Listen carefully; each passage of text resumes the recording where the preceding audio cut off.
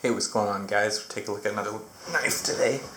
We're inside today on what's been a little bit of a rainy Easter Sunday here.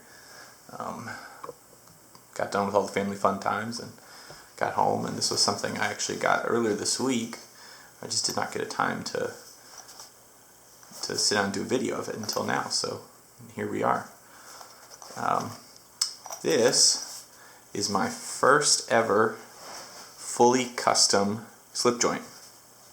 Of course, I guess if you've read the title already, you know what we're looking at, so we'll get into it here.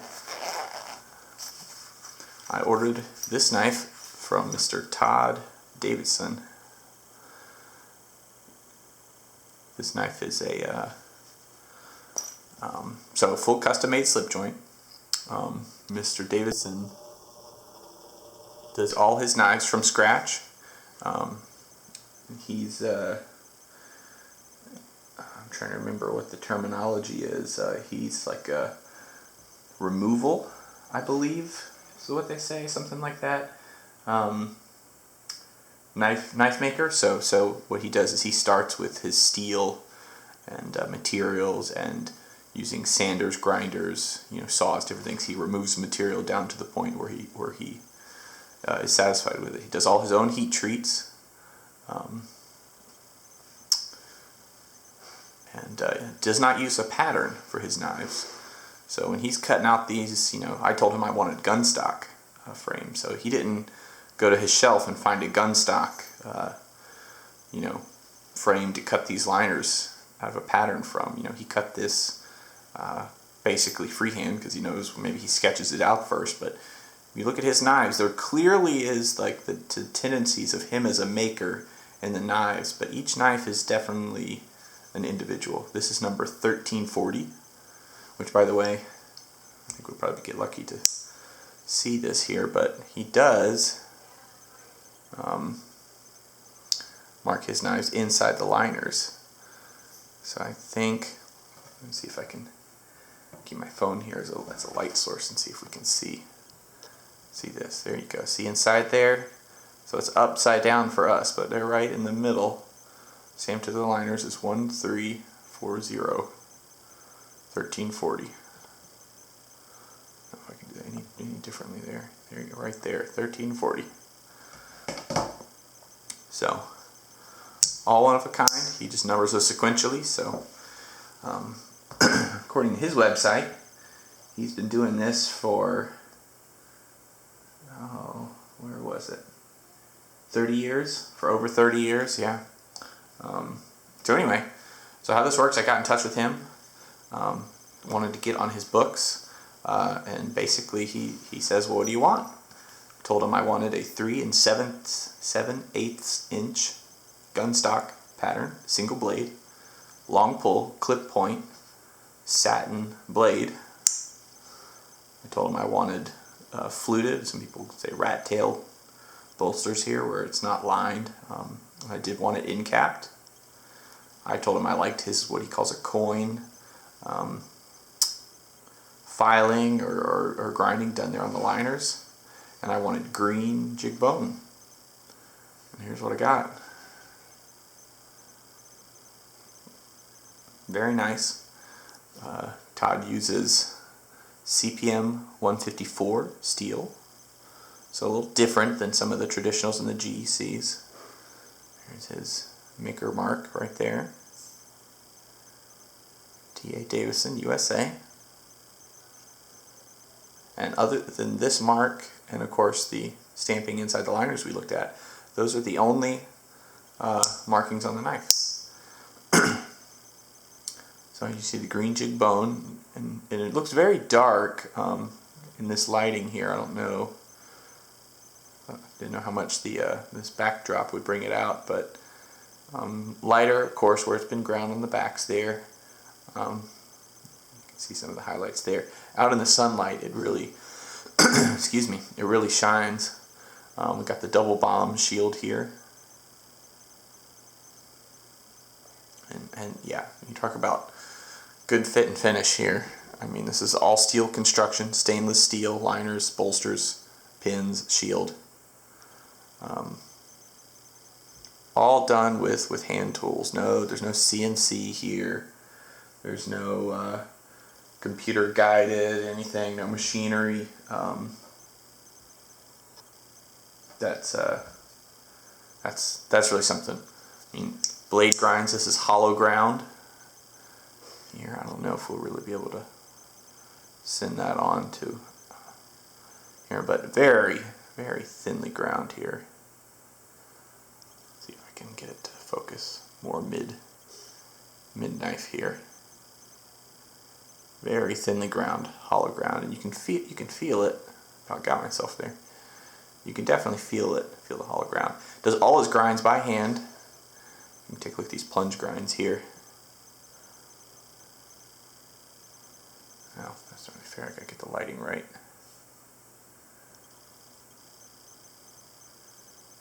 See? Very even plunges. Right in the middle, all by hand. I think he even grinds out his pulls by hand. I'm not sure. It doesn't seem stamped. It seems more ground than stamped. Nice and straight. It's got just a touch of a swedge on there. Also hand ground. Very, kind of rounded nicely there. Comes to a very sharp, distinct point. I've not done anything to the edge on this, and I try to catch the light just right with it. It's a very nice edge. Very nice edge out of the factory. You can hear those hairs popping. So anyway, he does like a hand rub finish. The thing he does a little bit different is he does his satin down the length of the blade, not like a belt satin. So hand rub finish. Very, very nice. The half stop there, oh yeah, so that's probably definitely a thing for you really only see on custom knives. Of course, we're fully flush here. And then at half stop, still flush, and of course closed,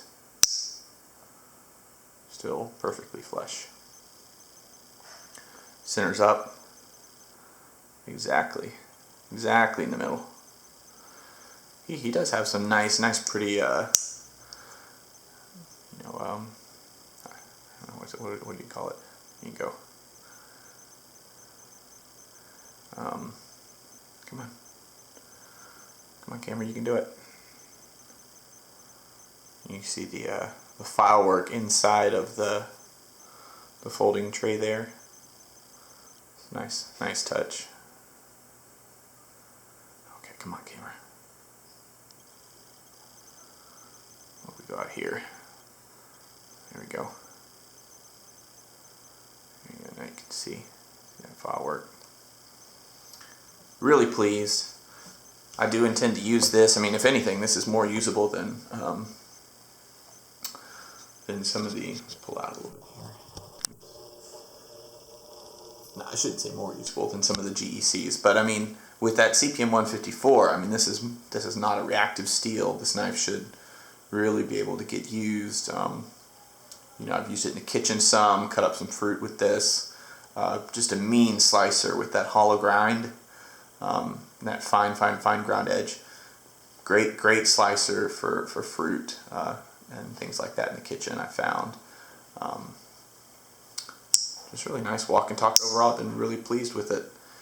I mean, clearly you're talking a different kind of price tag when you move to full custom knives like this, but for somebody who starts to get into it, I mean, you're going to appreciate it.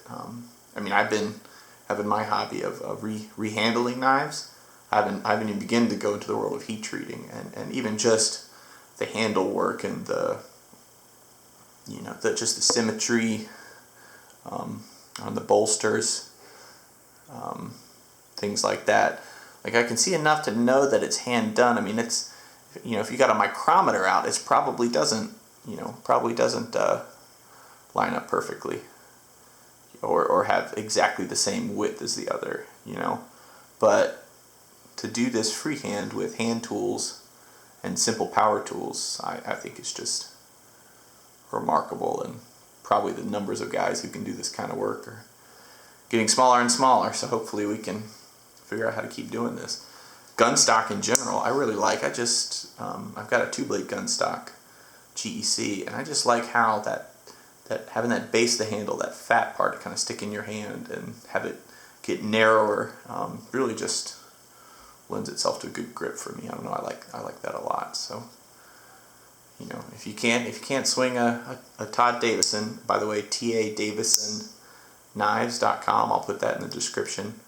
If you want to check out his stuff, I think he is taking work. You know, there's a wait time and you pay up front and everything, but I mean, real easy guy to work with, and you know, you can give him as much or as little direction as you want, and he'll put something together for you. Ships in this nice, it's not going to explode it all on camera, nice padded kind of, you know, I don't know, it's probably not actually wool, but like a cotton insert, you know, zips up, like a sunglasses case, whatever, but it doesn't belong there, it belongs in your pocket. So, very cool.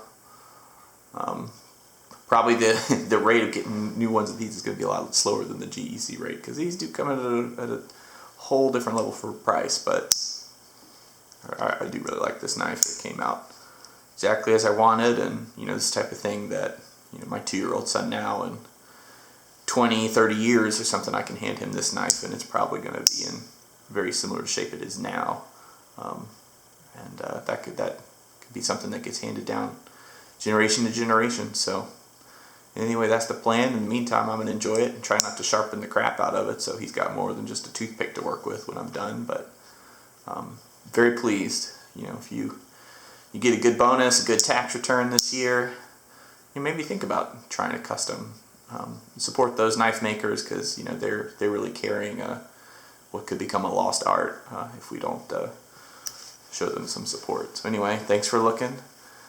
Todd Davison custom slip joint today. I'll put all the specs in the description below. I'm trying to think of different kinds of knife videos we can do. I thought about doing a kitchen knives video. Anyway, so if you got some suggestions, ideas, or anything else, please put it in the comments. You know, I like reading the comments. I try to respond back a lot. You know, there's not so much going on that's hard to do, hard to keep up with. So put in the comments, let me know what you think, and we'll see you next time.